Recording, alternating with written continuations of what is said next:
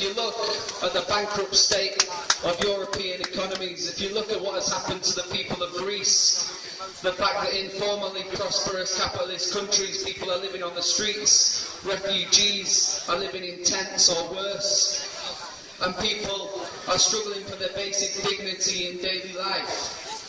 How is it that they tell us every day, how is it that there is no opposition to the idea that capitalism works for humanity? It's clear that a system based on profit and exploitation, benefiting a few, has nothing to give to the vast majority of humanity.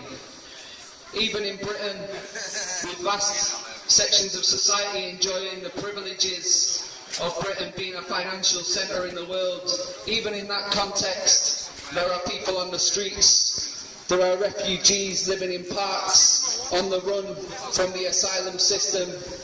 There are people in working class areas of Manchester like Gorton living 7 or 8 to a 2-bedroom house.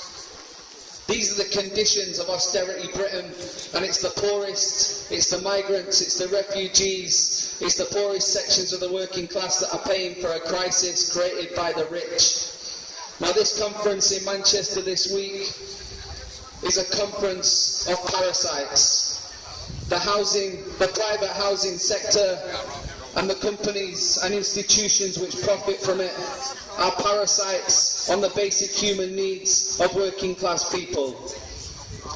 In the northwest, while homelessness has risen massively, there are over 750,000 empty homes.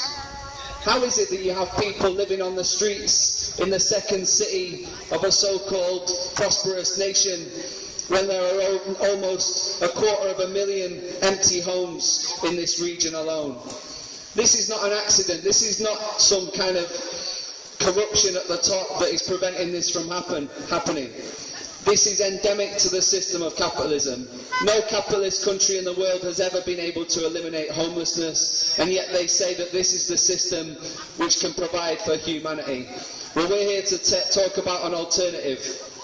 After the EU referendum, we can see that every sector of our society is facing a crisis. It's even hitting the politicians and the two-party system in Britain itself. They're literally squabbling and falling all over each other. In this context, why is there no working class movement to take advantage of it?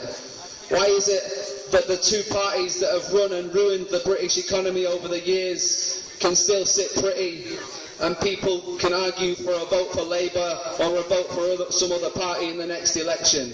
There has to be an alternative, and we say that the alternative starts at home. It starts building a fight for housing, building in solidarity with all those who are struggling under the boots of British capitalism, whether it's the working class in Manchester, whether it's migrants across the country, whether it's asylum seekers locked up in detention centres across Britain and Europe. The fight has to start now for an alternative. Cheers.